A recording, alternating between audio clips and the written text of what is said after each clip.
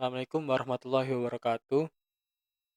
Perkenalkan nama saya Muhammad Lukmanul Hakim dengan NIM 23060511078. Pada video kali ini saya akan mendaftarkan IP dengan alamat ini ke dalam domain name system pada server Debian 12. Oke. Dengan DNS saya yang bernama hakim.lokal ini nanti saya daftarkan ke dengan yang merujuk ke IP 10 sama 11 ini. Untuk 10 itu untuk master, kemudian yang 11 untuk slave. Nah, kenapa didaftarkan dan DNS ini ada? Karena orang-orang itu cenderung lebih mudah atau lebih ingat suatu kata daripada suatu angka. Intinya itu. Makanya ada DNS global seperti DNS global yaitu google.com, facebook.com, dan instagram.com dan lain-lain. Padahal di baliknya itu terdapat IP yang merujuk ke servernya. Nah, sama nanti hakim.lokal ini yang akan mewakili IP ini. Untuk masternya itu 10 dan untuk slave-nya itu 11. Nah, kenapa ada slave? Karena ketika masternya ini down atau down gitu kan, masternya down, maka akan di backup sama slave-nya yang 11 ini. Jadi servernya masih bisa berfungsi dengan aman ketika server master ini down. Jadi di switch gitu dari server master ke server slave. Oke, untuk IP kliennya ini menggunakan Windows sendiri kliennya. Nanti kita akses di browser Windows. Yang pertama itu kita buka NS1. NS1-nya silahkan pastikan terhubung ke internet dulu, kemudian apt-get update, apt-get install Find9 util sama DNS utils. Nah, kemudian widget untuk menginstal SAMPP. Nah, SAMPP ini digunakan untuk web servernya, ya Apache, MySQL, MariaDB-nya. Nanti kita mengakses sebuah phpMyAdmin untuk yang ada di browser klien. Nah, untuk melihat apakah kita berhasil mengakses database yang ada pada server kita gitu loh, dari sisi kliennya. Oke, kemudian kita konfigurasi DNS server 1 dengan IP ini. Kalian bisa mengganti bebas IP-nya maksimal 254 ya, maksimal 254 atau 255. 254 ya, ini maksimal 254. Kalian bisa mengganti angka bebas pada belakangnya ini. Kemudian kita setting hostname-nya. Oke, karena saya sudah setting pada NS1 atau berarti di virtual host kalian pastikan ada 2 server Debian yang berjalan, ya kan? Kemudian kita nano hostnya kita ganti juga nanonya. Nah, ini kita setting untuk yang 10 itu punyanya NS1, yang 11 untuk NS2. Oke, lanjut ke setting IP-nya. Nah, pastikan di setting IP yang ada pada NS1 ini 10 ya belakangnya. Oke, aman. Atau enggak kalian bisa setting terserah. Pokoknya sesuai dengan konfigurasi pada awal ini. Kalian bisa mengganti di sini, misal cocokkan lah. Kalau misal 20 ya berarti ini 20 dan ininya juga 20. Gitu. Oke, kemudian di reboot untuk memastikan bahwasanya IP yang kita setting itu sudah terkonfigurasi. Oke, kemudian konfigurasi zona di name conf lokal. Oh, ini untuk bind-nya.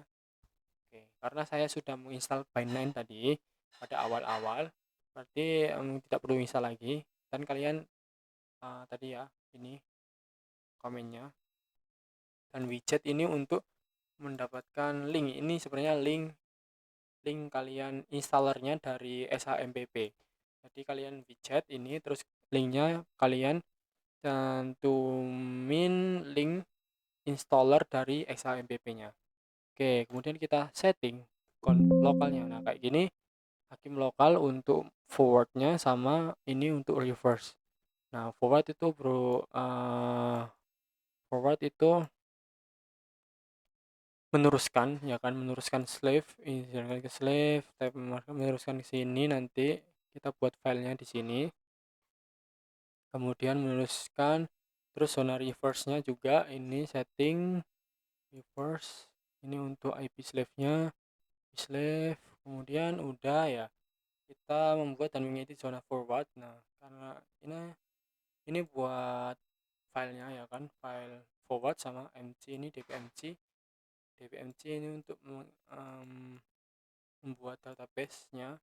Kemudian ini kita lihat dulu. Nah, pastikan serial ini selalu ganti ketika ada updatean. Oke, misal ini tanggal 25/9/26/02, berarti kemarin, sekarang tanggal 27 kan, kemarin saya udah ada perubahan dari dua perubahan gitu kan. Oke,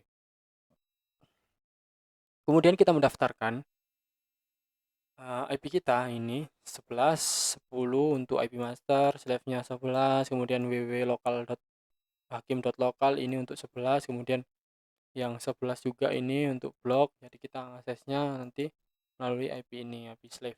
Oke, ini jangan lupa ini mendaftarkannya www sama blog ini. Terus kemudian kita nah ini jangan lupa ya, cp pastikan ada sudonya sih ya. Kemudian kita nano ini local reverse-nya. Nah, ini reverse-nya.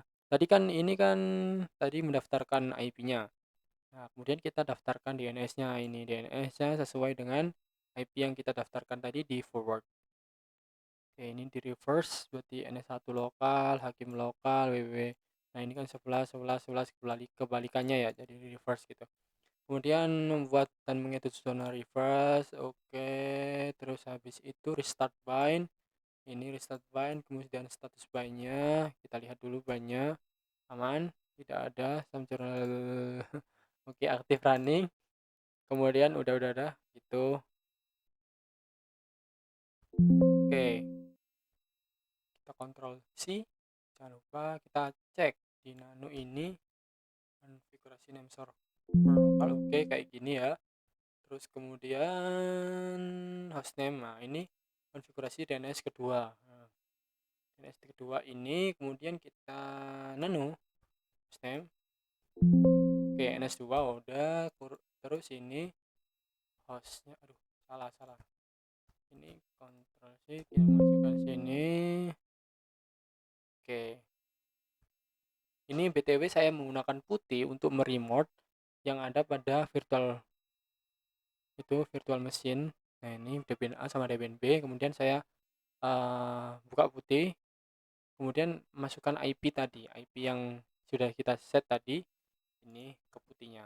Kalau kalian mau copy paste biar konfigurasinya nggak kelamaan. Oke, sampai mana ya, sampai host ya, sampai host. Terus interface ini kita lihat dulu, karena saya sudah setting ini 11, pastikan 11 atau terserah kalian angkanya berapa, pokoknya harus sama nanti IP NS2 nya ini.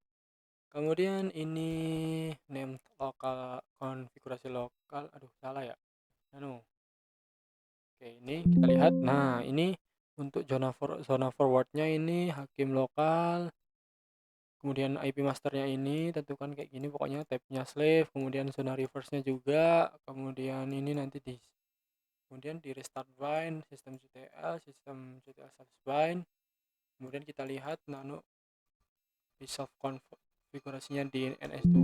Oke, betul. Kemudian oke, ini sekarang make directory, ini mkdir make directory blok. Oke, kemudian nano ini kita coba akses di ini ya. Ini kalau semisal udah ada cd change directory dash. Nah, ini udah ada nih ls. Oke, kita nano index php ya. Oke, ini udah. Kemudian virtual host ini coba kita. Nah, pastikan di bawah di hostnya, bawah. Nah, ini nih. Nih, ini nih hostnya. Ini kalau semisal tidak di setting ini pasti di komen. Jadi kalian hapus saja ini. Oke. Dan pastikan pakai sudo ya, pakai sudo. Nah, yang tadi kan pakai nano aja. Pakai sudo biar bisa mengedit konfigurasinya. Oke. Pastikan ininya tidak di komen. Pastikan tidak ada komen. Oke. Kemudian ini setting virtual host-nya seperti ini. Seperti ini. Oke. Daftarkan server name-nya ini kemudian oke, ini bloknya. Oke, udah. Kemudian simpan dan restart LAM. Coba kita ini kan pakai SAMPP kan, berarti kita coba kita cek statusnya ya. LAMPP kita coba cek status. Nah, ini. Kalian jalanin seperti ini. Nah, pastikan semua ini running. Pastikan Pro FTPD-nya, MySQL sama Apache atau web service-nya, web servernya itu, service-nya itu berjalan. Oke, jadi gini statusnya. Oke. Kemudian kita konfigurasi pada klien Windows 10. Jadi ini Windows 10-nya. Kita buka di ini, control panel. Nah, kita buka di network. Kemudian network sharing center, change adapter setting. Kemudian ini ya, change adapter setting. Kemudian di ini Ethernet 2 karena kita harus ini VirtualBox ya kan. VirtualBox kemudian property. Cari di bawah ini Internet Protocol version 4.